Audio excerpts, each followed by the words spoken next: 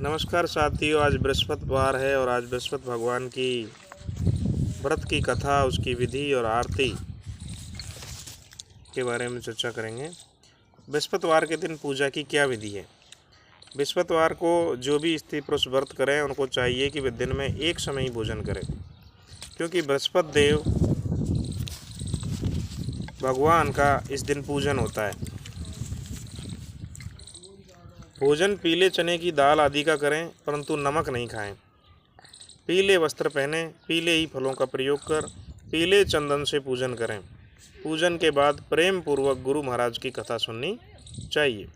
इस व्रत को करने से मन की इच्छाएं पूरी होती हैं और बृहस्पति महाराज प्रसन्न होते हैं तथा धन, पुत्र, विद्या और मनोवांछित फलों की प्राप्ति होती है। परिवार को सुख शांति मिलती है, इसलिए ये व्रत सब स्त्री पुरुषों के लिए है।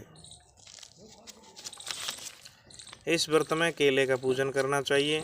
कथा और पूजन के समय तन, मन, कर्म, वचन से शुद्ध होकर इच्छा हो बृहस्पतिवार से प्रार्थना करनी चाहिए। जो भी इच्छा हो, उनकी इच्छाओं को बृहस्पति देव अवश्य पूर्ण करते हैं, ऐसा मन में दृढ़ विश्वास रखना चाहिए।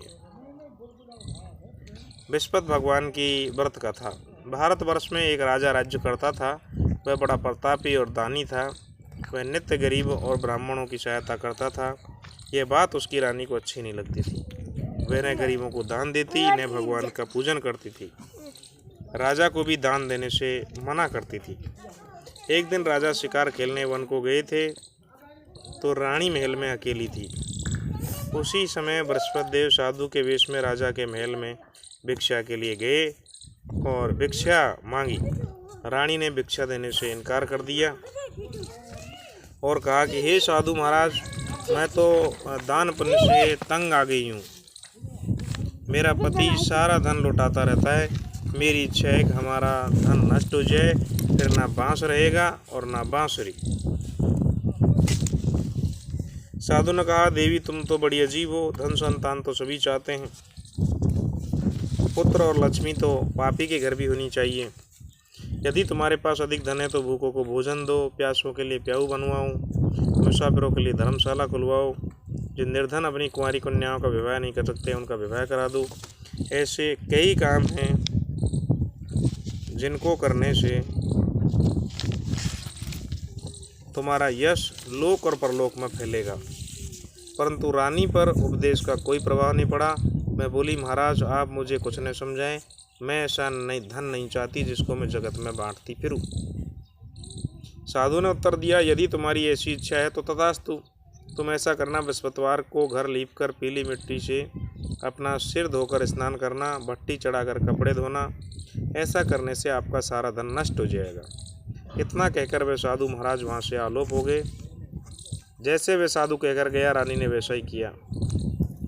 6 बृहस्पतिवार ही बीते थे कि उसका समस्त धन नष्ट हो गया और भोजन के लिए दोनों तरसने लगे। सांसारिक भोगों से दुखी रहने लगे। तब वह राजा रानी से कहने लगा कि तुम यहाँ पर रहो, मैं दूसरे देश को जाता हूँ, क्योंकि यहाँ पर मुझे सभी मनुष्य जानते हैं, इसलिए कोई कार्य नहीं कर सकता। देश चोरी परदेश भीख बराबर है। ऐसा कहकर राजा परदेश चला गया। वहाँ जंगल को जाकर लकड़ी काटता और उसे शहर में बेचता। इस तरह वह जीवन व्यतीत करता। एक दिन दुखी होकर जंगल में एक पेड़ के नीचे निश्चित रूप से आसन जमा कर बैठ गया। वह अपनी दशा को याद करके व्याकुल हो गया। बृहस्पतिवार का दिन था। एकाएक उसने देखा कि निर्जन वन में एक साधु प्रकट हुआ। वह साधु के वेश में स्वयं बृहस्पति देवता थे। लकड़हारे के सामने आकर बोले, लकड़हारे, इस सुनसान जंगल में तू चिंता मग्न क्यों बैठा है। लकड़हारे ने दोनों हाथ जोड़कर प्रणाम किया और उत्तर दिया, महात्मा जी आप सब जानते हैं मैं क्या करूं। यह कहकर वह रोने लगा। साधु को आत्मकथा सुनाई। महात्मा जी ने कहा, तुम्हारी स्त्री ने बृहस्पति के दिन वीर भगवान का निरादर किया है, जिसके कारण रुष्ट होकर तुम्हारी यह दशा कर दी गई है। अब तुम चिंता को दूर करके मेरे कहने पे चलो, तुम्हारे सब कष्ट दूर हो जाएंगे और भगवान पहले से अधिक संपत्ति देंगे। तुम बृहस्पति के दिन पूजा पाठ करो, 5 रुपए के चना मुनक्का मंगाकर उसका प्रसाद बनाओ। ठीक है। और शुद्ध जल के लोटे में शक्कर मिलाकर अमृत तैयार करो। ठीक है। कथा के पश्चात अपने सारे परिवार और सुनने वाले प्रेमियों में अमृत और प्रसाद बांटकर आप भी ग्रहण करो। ठीक है। ऐसा करने से दिल भगवान प्यारा तुम्हारी है, सब मनोकामनाएं अंगूठी प्यारी है। पूरी करेंगे। साधु के ऐसे वचन सुनकर लकड़हारा बोला, हे प्रभु, तुम्हें लकड़ी बेचकर इतना पैसा नहीं मिलता जिससे भोजन करने के उपरांत कुछ बचा सकूं। मैं रात्रि में अपनी स्त्री को व्याकुल देखा है, मेरे पास कुछ भी नहीं है जिससे उसकी खबर मंगा सकूं। साधु ने कहा, हे लकड़हारे, तुम किसी बात की चिंता मत करो। बृहस्पति के दिन तुम रोजाना की तरह लकड़ी लेकर शहर में जाओ, तुमको रोज से दुगना धन प्राप्त होगा जिससे तुम भली भांति भोजन कर लोगे तथा बृहस्पति देव की पूजा का सामान भी आ जाएगा। इतना कहकर साधु अंतर ध्यान हो गए। धीरे धीरे समय व्यतीत होने लगा। फिर वही बृहस्पतिवार का दिन आया। लकड़हारा जंगल से लकड़ी काटकर किसी शहर में बेचने गया। उसे इस दिन और अधिक पैसा मिला। राजा ने चना गुड़ आदि लाकर गुरुवार का व्रत किया।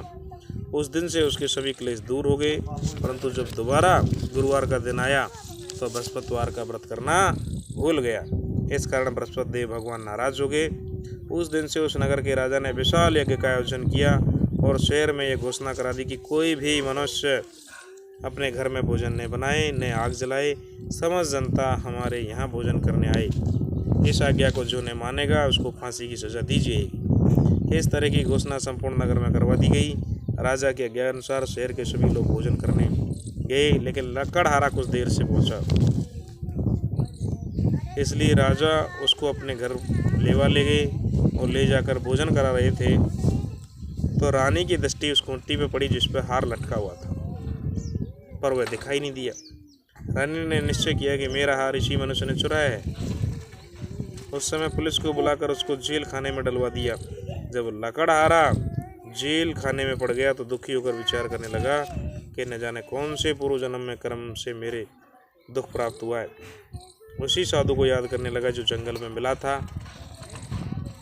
उसी समय तत्काल बृहस्पति देव साधु के रूप में प्रकट हो और उसकी दशा को देखकर कहने लगे, हे मूर्ख, तूने बृहस्पतिवार की कथा नहीं करी, इस कारण तुझे दुख प्राप्त हुआ है। अब चिंता मत कर, बृहस्पतिवार के दिन जेल खाने के दरवाजे पर 4 पैसे मिलेंगे, उनसे तू बृहस्पति देव भगवान की पूजा करना, तेरे सभी कष्ट दूर हो जाएंगे। बृहस्पति के रोज उसे 4 पैसे मिले। लकड़हारा ने कथा सुनी। उसी रात्रि में बृहस्पति देव ने उस नगर के राजा को स्वप्न में कहा कि हे राजा, तुमने जिस आदमी को जेल में बंद कर रखा है वह तो निर्दोष है, वह राजा है, उसे छोड़ देना। रानी का हार उसी खूंटी पर लटका है। अगर तू ऐसा नहीं करेगा तो मैं तेरे राज्य को नष्ट कर दूंगा। इस तरह रात्रि को स्वप्न को देखकर राजा प्रातःकाल उठा और खूंटी पर हार देखकर लकड़हारे को बुलाकर माफी मांगी। लकड़हारे को योग्य सुंदर वस्त्र आभूषण देकर विदा किया और बृहस्पति देव की आज्ञा अनुसार लकड़हारा अपने नगर में चल दिया। राजा जब अपने नगर के निकट पहुंचा तो उसे आश्चर्य हुआ। नगर में पहले से अधिक बाग, तालाब, कुएं और बहुत सी धर्मशालाएं, मंदिर बन गए। राजा ने पूछा, ये किसका बाग है, धर्मशाला है? तब नगर के सब लोग कहने लगे, ये सब रानी और बांदी के हैं। तो राजा को आश्चर्य हुआ और गुस्सा भी आया। जब रानी ने खबर सुनी कि राजा आ रहे हैं तो उसने बांदी से कहा कि दासी देख, राजा हमको कितनी बुरी हालत में छोड़कर गए थे, हमारी ऐसी हालत कर वे लौट नहीं जाए, इसलिए तू दरवाजे पे खड़ी हो जा। आज्ञा अनुसार दासी दरवाजे पे खड़ी हो गई। राजा आए तो उन्हें साथ लेवा लाई। तब उन्होंने कहा कि यह धन बृहस्पति देव भगवान के व्रत के प्रभाव से हमको प्राप्त हुआ है। राजा ने निश्चय किया कि 7 रोज बाद तो सभी बृहस्पति देव का पूजन करते हैं, परंतु रोजाना दिन में 3 बार कहानी कहा करूँगा, रोज व्रत किया करूँगा। मैं हर समय राजा के दुपट्टे में चने की दाल बंधी रहती, दिन में 3 बार कहानी कहता। एक रोज राजा ने विचार किया कि चलो अपनी बहन के हुआ में। इस तरह निश्चय कर राजा घोड़े पर सवार होकर अपनी बहन के यहाँ चलने लगा। मार्ग में उसने देखा कि कुछ आदमी एक मुर्दे को लिए जा रहे हैं। उन्हें रोककर राजा कहने लगा, अरे भाइयों, मेरी बृहस्पति देव की कहानी सुन लो। वे बोले, हमारा तो आदिम मर गया और इसको कथा सुनाने की पड़ी है। परंतु कुछ आदिम बोले, अच्छा कहो, हम तुम्हारी कथा भी सुनेंगे। राजा ने दाल निकाली, तब कथा आदि हुई कि मुर्दा हिलने लग गया, और जब कथा समाप्त हो गई तब राम राम कह के मनुष्य उठकर खड़ा हो गया। आगे मार्ग में उसे एक किसान खेत में हल चलाता मिला। राजा ने उसे देखा और उससे बोला, अरे भैया तुम मेरी बृहस्पतिवार की कथा सुन लो। किसान बोला, जब तक मैं तेरी कथा सुनूंगा तब तक 4 अरैया और जोत लूंगा। अपनी कथा किसी और को सुनाना। इस तरह राजा आगे चलने लगा। राजा के हटते ही बैल पछाड़ खाकर गिर गए। उसके पेट में बड़ी जोर से दर्द होने लगा। उस समय उसकी माँ रोटी लेकर आई। उसने जब ये देखा कि अपने पुत्र से सवाल पूछा, बेटे ने सवाल कह दिया, तो बुढ़िया दौड़े दौड़े उस घुड़सवार के पास गई। उससे बोली कि तेरी कथा मैं सुनूंगी। अपनी कथा मेरी खेत पे चलकर ही कहना। राजा ने बुढ़िया के खेत पे जाकर कथा कही, जिसे सुनते ही राजा के बैल उठ खड़े हुए। किसान के पेट का दर्द बंद हो गया। राजा अपनी बहन के घर पहुंचा। बहन ने भाई की खूब मेहमानी की।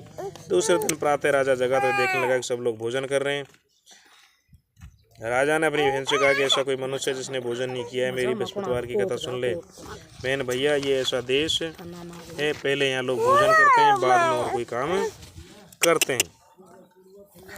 अगर कोई पड़ोसी हो तो देखा हूँ, ऐसा कहकर देखने चली गई, परंतु उसे कोई ऐसा व्यक्ति नहीं मिला जिसने भोजन नहीं किया हो। अंत में वे कुम्हार के घर गई, जिसका लड़का बीमार था। उसे मालूम हुआ कि वे 3 रोज से वहाँ किसी ने भोजन नहीं किया है। रानी ने अपने भाई की कथा सुनने के लिए उस कुमार से कहा। वह तैयार हो गया। राजा ने जाकर बृहस्पतिवार की कथा कही, जिसको सुनकर उसका लड़का ठीक हो गया। अब तो राजा की प्रशंसा होने लगी। एक रोज राजा ने बहन से कहा कि बहन, हम अपने घर को जाएंगे, तुम भी तैयार हो जाओ।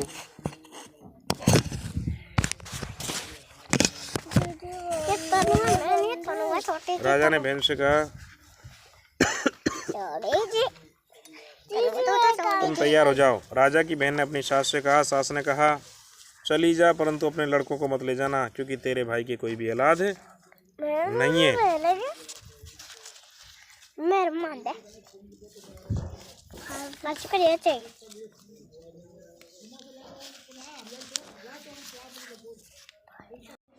बहन ने अपने भाई से कहा, भैया मैं तो चलूंगी, परंतु कोई बालक नहीं जाएगा। राजा बोला, कोई बालक नहीं चलेगा तो तुम क्या करोगी? बड़े दुखी मन से राजा अपने नगर को लौट आया। राजा ने अपनी रानी से कहा कि हम निर्वंशी राजा हैं, हमारा मुंह देखने का धर्म नहीं है, हम भोजन और कुछ भी भोजन नहीं किया। रानी बोली, हे प्रभु, बृहस्पति देव ने हमने सब कुछ दिया था, हमें औलाद भी अवश्य देंगे। उसी रात बृहस्पति देव ने राजा के स्वप्न को कहा, हे राजा उठ, सभी सोच त्याग दे, तेरी रानी गर्भ से है। राजा की यह बात सुनकर बड़ी खुशी हुई। 9वें महीने गर्भ से एक सुंदर पुत्र पैदा हुआ। तब राजा बोला, हे रानी, स्त्री बिना भोजन के रह सकती है, बिना कहे नहीं रह सकती। जब मेरी बहन आए तो उससे कुछ मत कहना। यह सुनकर रानी ने हाँ कर दिया। जब राजा की बहन ने समाचार सुना तो बहुत खुश हुई, बधाई लेकर अपने भाई की आई। तभी रानी ने कहा कि घोड़ा चढ़कर तो नहीं आई है, गधा चढ़ी आई है। राजा की बहन ने कहा,